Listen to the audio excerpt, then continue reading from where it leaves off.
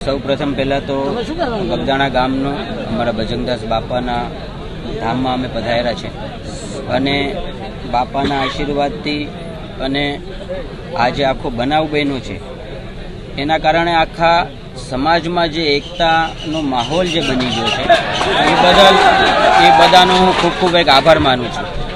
કે આખા સમાજમાં જે એકતાનો માહોલ જે આ બની ગયો છે। દિવેશભાઈ, તમે અને તમારા કાકા બાપુજી દ્વારા સરકારમાં ખાસ આગેવાનો દ્વારા રજૂઆત એસઆઈટીની રચના થઈ, આ તપાસ શરૂ થઈ છે, જે આરોપીઓ છે તેને રિમાન્ડ પર પણ લીધા છે વધારાના, આ તપાસને કઈ દિશામાં જોવો છો, કેટલી અપેક્ષા આશા?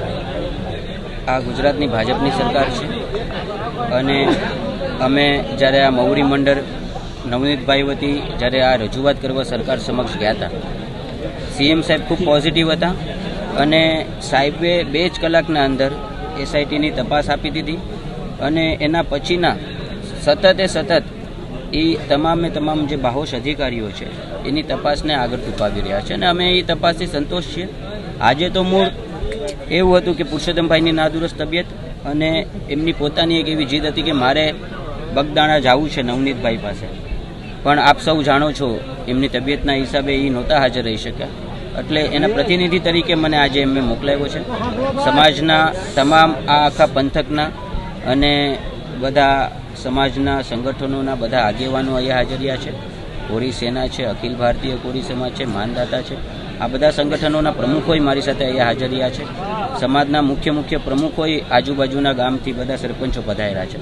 એટલે સમાજમાં જે આ એકતાનો માહોલ છે એ માહોલને હું બિરદાવું છું અને મને પૂરેપૂરો વિશ્વાસ એ છે એ બાબતે કે 100% અમે આખો આ સમાજ ભેગો થઈને મારા ભાઈને હું ન્યાય અપાવીશ। ભાઈ, જે પ્રમાણે અત્યારે સીટ જે પ્રમાણે તપાસ કરી રહી છે, કેટલો વિશ્વાસ છે અને કઈ પ્રકારની સૂચનાઓ આપવામાં આવી છે સરકાર? 100% સરકારે જ્યારે સીએમ સાહેબ અને બધા મૌરી મંડળ હતા એ પછી આ ભાજપની સરકાર છે, આ સરકારે ક્યારે પણ કોઈ આવા લુખા તત્વની દાદાગીરી ચલાવી નથી અને ભવિષ્યમાં ક્યારે આવી કોઈ લુખા તત્વની દાદાગીરીઓ ચલાવવામાં આવશે નહીં।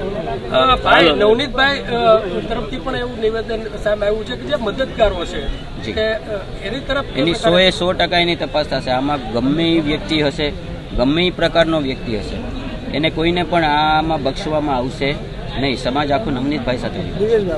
શંકાનું સ્થાન।